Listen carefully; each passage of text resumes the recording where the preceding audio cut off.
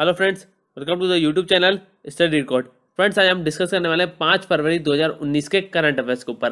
Friends, हम लोग current affairs पर इसलिए डिस्कस कर रहे हैं क्योंकि हमारे एग्जाम पॉइंट ऑफ व्यू से जो करंट अफेयर्स का वेटेज है वो 10 से 15 क्वेश्चन हर एग्जाम की शिफ्ट में करंट अफेयर्स से पूछे जाता है। और अब जो करंट अफेयर्स का वेटेज हो गया हमारे एग्जाम पॉइंट ऑफ से वो बहुत ही ज़्यादा बढ़ गए, इसलिए फ्रेंड्स हम डेली करंट अफेयर्स पर डिस्कस कर रहे हैं। फ्रेंड्स, अगर आपने पहली बार इस चैनल पर विजिट किया और चैनल को सब्सक्राइब नहीं किया है तो चैनल को आप सब्सक्राइब जरूर कर लीजिए और इस तरीके के बेल आइकन को जरूर प्रेस कर लें, जिससे मैं जो भी वीडियो अपलोड करूंगा तो उसका नोटिफिकेशन आप तक पहुंच जाएगा। और फ्रेंड्स, मैंने डिस्क्रिप्शन में टेलीग्राम ग्रुप की लिंक दे दी है, आप टेलीग्राम ग्रुप पर ज्वाइन हो जाइए, वहां पर आपको सारी पीडीएफ एक साथ अवेलेबल मिल जाएगी। फ्रेंड्स, आज के सेशन हम डिस्कस करने वाले हैं करंट अफेयर्स के ऊपर 5 फरवरी 2019 के।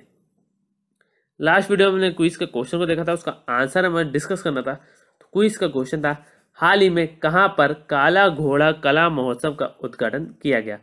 तो फ्रेंड्स, इसका answer option number B, Mumbai. Mumbai इसका राइट आंसर हो जाएगा। ऑप्शन नंबर बी इसका राइट आंसर हो जाएगा और सभी लोगों ने कमेंट बॉक्स में सही आंसर किया है। मुंबई में काला घोड़ा कला महोत्सव का उद्घाटन किया गया और यह भारत का सबसे बड़ा मल्टी कल्चरल स्ट्रीट फेस्टिवल है और ये महात्मा गांधी की 150वीं जयंती के मौके पर एक प्रदर्शनी की मेजबानी करेगा और यह 10 फरवरी 2019 को समाप्त होगा। और इस उत्सव का आयोजन काला घोड़ा एसोसिएशन द्वारा किया जाता है, जिसका गठन 30 अक्टूबर 1998 को किया गया था।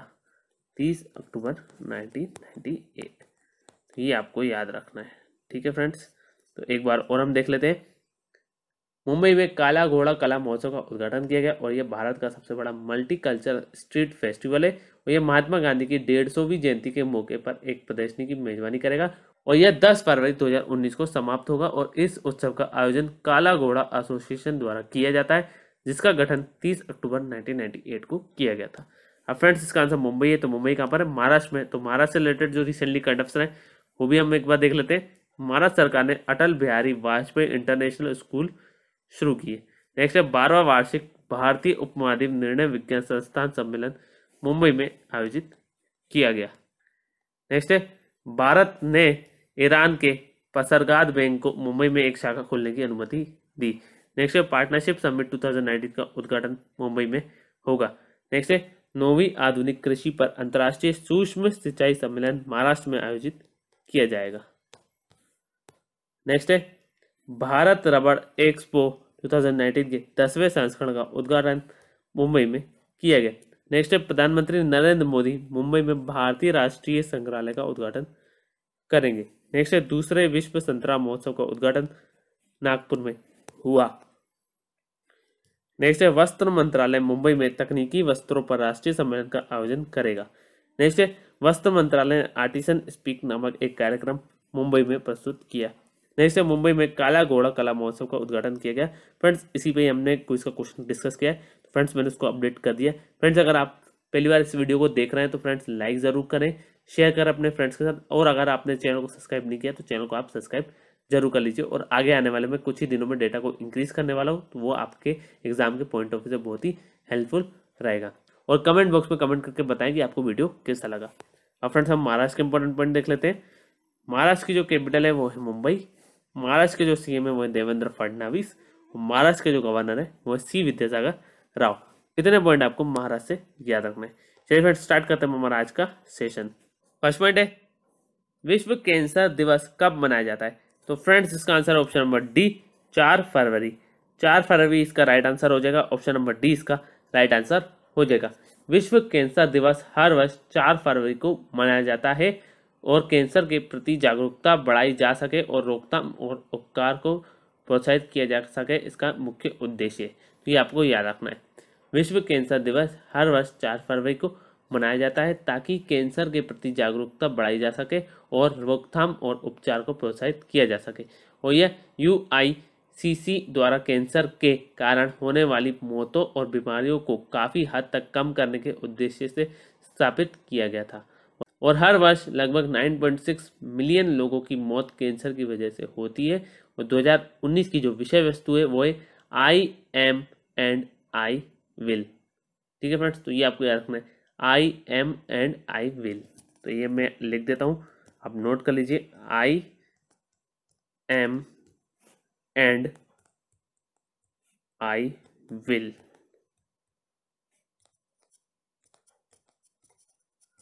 ये आपको याद रखना है। ठीक है फ्रेंड्स, तो एक बार और हम डिस्कस कर लेते हैं। बहुत ही महत्वपूर्ण प्रश्न है। विश्व कैंसर दिवस हर वर्ष 4 फरवरी को मनाया जाता है ताकि कैंसर के प्रति जागरूकता बढ़ाई जा सके और रोकथाम और उपचार को प्रोत्साहित किया जा सके। और यह यूआईसीसी द्वारा कैंसर के कारण होने वाली मौतों और बीमारियों को काफ़ी हद तक कम करने के उद्देश्य से स्थापित किया गया था। और हर वर्ष लगभग 9.6 मिलियन लोगों की मौत कैंसर की वजह से होती है। और 2019 का जो विषय है वो है I am and I will. ठीक है फ्रेंड्स, तो ये आपको याद रखना है। चलिए फ्रेंड्स, हम देख लेते हैं हमारा नेक्स्ट पॉइंट। नेक्स्ट पॉइंट है, हाल ही में किस देश ने 1350 किलोमीटर की क्षमता वाली एक नए क्रूज मिसाइल के सफल परीक्षण की घोषणा की है? तो फ्रेंड्स, इसका answer option number C, Iran. Iran इसका राइट आंसर हो जाएगा। ऑप्शन नंबर सी इसका राइट आंसर हो जाएगा। ईरान ने 1350 किलोमीटर की क्षमता वाली एक नए क्रूज मिसाइल के सफल परीक्षण की घोषणा की है। OEJ क्रूज मिसाइल का 1200 किलोमीटर की रेंज में सफल परीक्षण किया गया। यह निर्धारित लक्ष्य को भेदने में भी सटीक रही और यह बहुत कम ऊंचाई पर उड़ती है और कम से कम समय में लॉन्च करने के लिए तैयार हो सकती है। और यह परीक्षण ईरान की 1979 की इस्लामी क्रांति के जश्न के मौके पर शुरू हुआ। तो ये आपको याद रखना है। तो बेसिकली आपको याद रखना है, ईरान ने 1350 किलोमीटर की क्षमता वाली एक नए क्रूज मिसाइल के सफल परीक्षण की घोषणा की है और यह बहुत कम ऊंचाई पर उड़ती है और कम से कम समय में लॉन्च के लिए तैयार हो सकती है। और यह परीक्षण ईरान की 1979 की इस्लामी क्रांति के जश्न के मौके पर शुरू हुआ। अब फ्रेंड्स, इसका आंसर ईरान। तो ईरान का हम इंपॉर्टेंट पॉइंट देख लेते हैं। ईरान की जो कैपिटल है वो है तेहरान। ईरान की जो करेंसी है वो है ईरानियन रियल और ईरान के जो प्रेसिडेंट है वो है हसन रोहानी। इतने पॉइंट आपको ईरान से याद रखने। चलिए फ्रेंड्स, हम देख लेते हैं हमारा नेक्स्ट पॉइंट। नेक्स्ट पॉइंट है, हाल ही में कौन सा सूरज कुंड मेले का विषय वस्तु राज्य है? तो फ्रेंड्स, इसका आंसर है option number D, Maharashtra. Maharashtra इसका राइट आंसर हो जाएगा। ऑप्शन नंबर डी इसका राइट आंसर हो जाएगा। विश्व का सबसे बड़ा शिल्प मेला सूरज कुंड अंतर्राष्ट्रीय मेला 1 से 17 फरवरी 2019 तक आयोजित किया जा रहा है और यह मेले का 33वां संस्करण है और इस बार इसका विषय वस्तु राज्य महाराष्ट्र है और इसका आयोजन हरियाणा के फरीदाबाद में किया जा रहा है। तो ये भी आपको याद रखना है, इसका आयोजन कहाँ किया जा रहा है? हरियाणा के फरीदाबाद। हरियाणा के फरीदाबाद, ये आपको याद रखना है। इसका आयोजन हरियाणा के फरीदाबाद में किया जा रहा है और इसका उद्घाटन महाराष्ट्र के मुख्यमंत्री देवेंद्र फडणवीस ने किया था। तो ये आपको याद रखना है। एक बार और हम डिस्कस कर लेते हैं, बहुत ही इंपॉर्टेंट है ये। विश्व का सबसे बड़ा शिल्प मेला सूरज कुंड अंतर्राष्ट्रीय मेला 1 से 17 फरवरी 2019 तक आयोजित किया जा रहा है और यह मेले का 33वां संस्करण है और इस बार इसका विषय वस्तु राज्य महाराष्ट्र है और इसका आयोजन हरियाणा के फरीदाबाद में किया जा रहा है और इसका उद्घाटन महाराष्ट्र के मुख्यमंत्री देवेंद्र फडणवीस ने किया था। अब फ्रेंड्स, इसका आंसर महाराष्ट्र है। तो महाराष्ट्र से रिलेटेड कुछ करंट अफेयर्स रिसेंटली जो रहे हैं वो हम ऊपर डिस्कस कर चुके हैं और भी कुछ करंट अफेयर्स है वो हम यहाँ कवर कर लेते हैं। मुंबई में चौथी नीति आयोग विकास अनुसंधान केंद्र वार्ता आयोजित की गई। नेक्स्ट है, केंद्रीय खाद्य प्रसंस्करण उद्योग मंत्री हरसिमरत कौर बादल ने महाराष्ट्र के दूसरे मेगा फूड पार्क का उद्घाटन किया। नेक्स्ट है, खेलो इंडिया यूथ गेम्स का दूसरा संस्करण पुणे में आयोजित किया गया। नेक्स्ट है, देश का पहला उल्लू महोत्सव भारतीय उल्लू महोत्सव पुणे में आयोजित किया गया। नेक्स्ट है, विश्व सीमा शुल्क संगठन के 3 दिवसीय पॉलिसी कमीशन का 80वां सत्र मुंबई में आयोजित किया गया। अब फ्रेंड्स, हम महाराष्ट्र के इंपॉर्टेंट पॉइंट देख लेते हैं। महाराष्ट्र की जो कैपिटल है वो है मुंबई। महाराष्ट्र के जो सीएम है वो है देवेंद्र फडणवीस और महाराष्ट्र के जो गवर्नर है वो है सी विद्यासागर राव।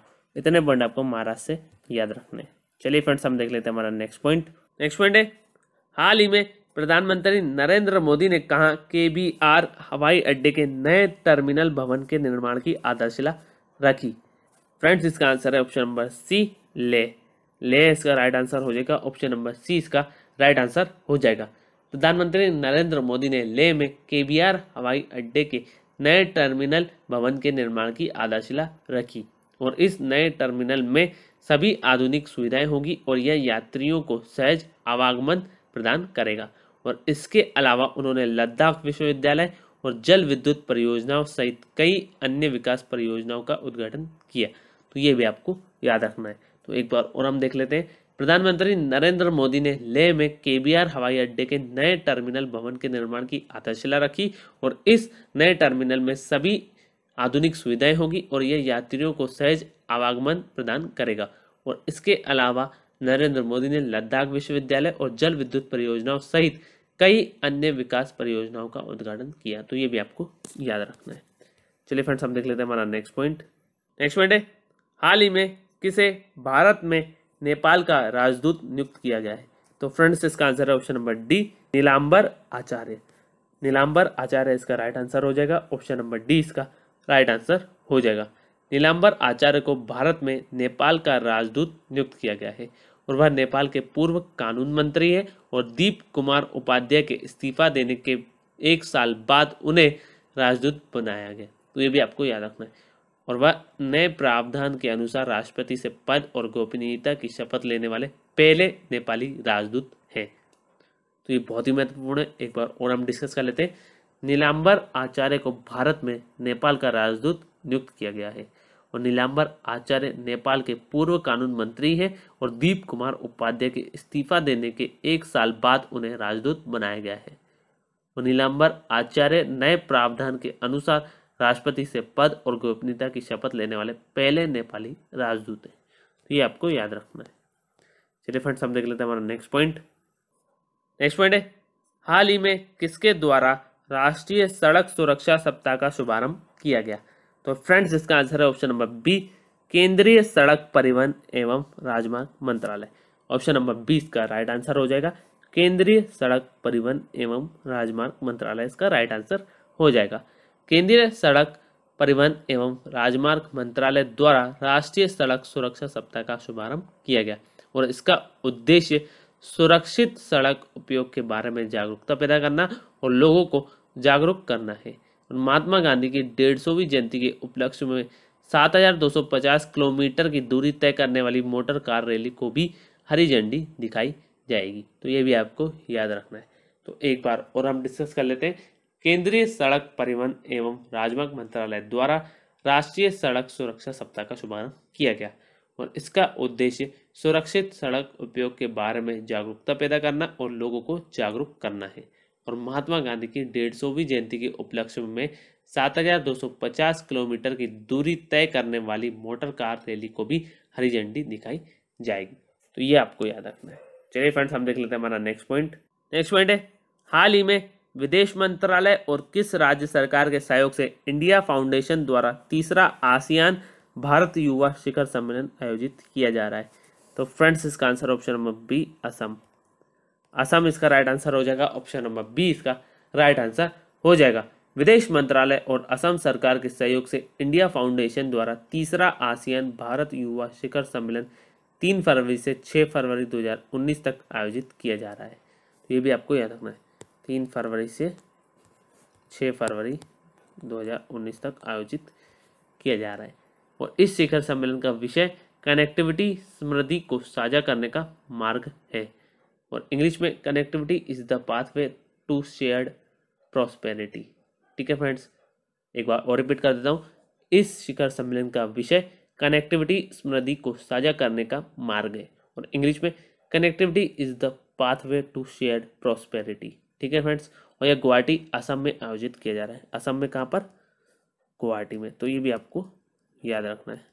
असम में कहाँ पर? गुवाहाटी में। ठीक है फ्रेंड्स, और इसमें सभी 10 आसियान देशों और भारत के युवा प्रतिनिधि शामिल हो रहे हैं। तो ये भी आपको याद रखना है। तो बहुत ही इंपॉर्टेंट क्वेश्चन है। एक बार और हम देख लेते हैं। विदेश मंत्रालय और असम सरकार के सहयोग से इंडिया फाउंडेशन द्वारा 3रा आसियान भारत युवा शिखर सम्मेलन 3 फरवरी से 6 फरवरी 2019 तक आयोजित किया जा रहा है और इस शिखर सम्मेलन का विषय कनेक्टिविटी समृद्धि को साझा करने का मार्ग है और इंग्लिश में connectivity is the pathway to share prosperity. और ये गुवाहाटी असम में आयोजित किया जा रहा है और इसमें सभी 10 आसियान देशों और भारत के युवा प्रतिनिधि शामिल हो रहे हैं। तो ये आपको याद रखना है। चलिए फ्रेंड्स, हम देख लेते हैं असम के इंपॉर्टेंट पॉइंट। DONER मंत्री डॉक्टर राजेंद्र सिंह ने जोरहाट असम में प्रौद्योगिकी सुविधा केंद्र के नए विज्ञान केंद्र की नींव रखी। नेक्स्ट है गुवाहाटी अंतर्राष्ट्रीय फिल्म समारोह का दूसरा संस्करण असम में शुरू हुआ। नेक्स्ट है पूर्वोत्तर के लिए नीति फोरम की दूसरी बैठक गुवाहाटी में आयोजित की गई। नेक्स्ट है असम ने किसानों के कल्याण के लिए 3 योजनाओं की घोषणा की है। ये हम 3 योजनाएं प्रीवियस वीडियोस में डिस्कस कर चुके हैं। नेक्स्ट है 12 दिवसीय द्विजिंग महोत्सव का तीसरा संस्करण असम में आयोजित किया जाएगा। नेक्स्ट है असम ने चाय बागीचा चाय संपत्ति धन पुरस्कार मेले की दूसरी किस्त जारी करने को मंजूरी दे दी है। नेक्स्ट है केंद्रीय मंत्रिमंडल ने असम समझौते के खंड 6 के कार्यान्वयन के लिए एक उच्च स्तरीय समिति के गठन को मंजूरी दी। नेक्स्ट है आर्थिक मामलों की मंत्रिमंडलीय समिति ने असम में नुमालीगढ़ रिफाइनरी की क्षमता को 9 मिलियन मीट्रिक टन प्रतिवर्ष करने की मंजूरी दी। नेक्स्ट है असम सरकार ने अनुभवी पत्रकार और पूर्व संपादक धीरेन्द्र नाथ चक्रवर्ती को गणतंत्र दिवस पत्रकारिता पुरस्कार 2019 से सम्मानित किया। बहुत ही इंपॉर्टेंट है, ये आपको याद रखना है। अब फ्रेंड्स हम असम के इंपॉर्टेंट पॉइंट देख लेते हैं। असम की जो कैपिटल है वो है दिसपुर। असम के जो सीएम है वो है सर्बानंदा सोनोवाल और असम के जो गवर्नर है वो है जगदीश मुखी।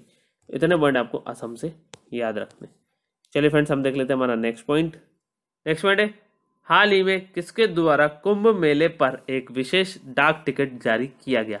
तो फ्रेंड्स इसका आंसर है option number A Manoj Sinha. Manoj Sinha इसका राइट आंसर हो जाएगा। ऑप्शन नंबर ए इसका राइट आंसर हो जाएगा।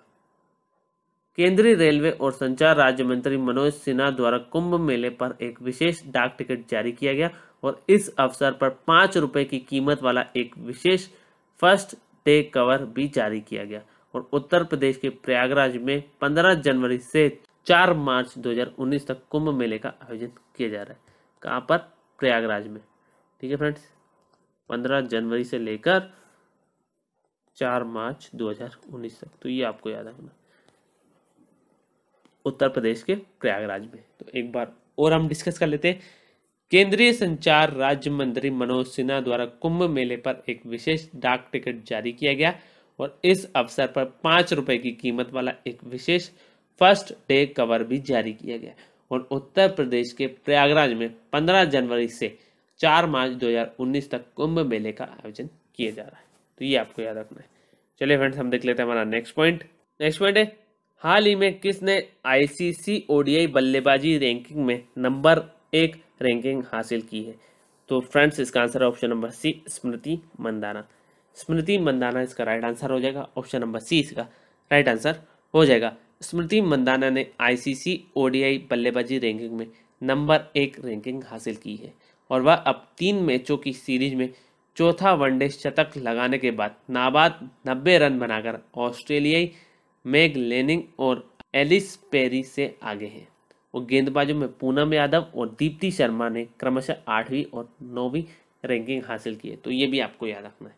तो बेसिकली आपको याद रखना है कि स्मृति मंदाना ने आईसीसी ओडीआई बल्लेबाजी रैंकिंग में नंबर 1 रैंकिंग हासिल की है और गेंदबाजों में पूनम यादव को 8वां स्थान और दीप्ति शर्मा ने 9वीं रैंकिंग हासिल की है। ठीक है फ्रेंड्स, चलिए अब देख लेते हैं हमारा नेक्स्ट पॉइंट। नेक्स्ट पॉइंट है हाल ही में किसने अमरावती में आंध्र प्रदेश उच्च न्यायालय के नए भवन का उद्घाटन किया। तो फ्रेंड्स इसका आंसर है option number A Ranjan Gogoi. Ranjan Gogoi इसका राइट आंसर हो जाएगा। ऑप्शन नंबर ए इसका राइट आंसर हो जाएगा।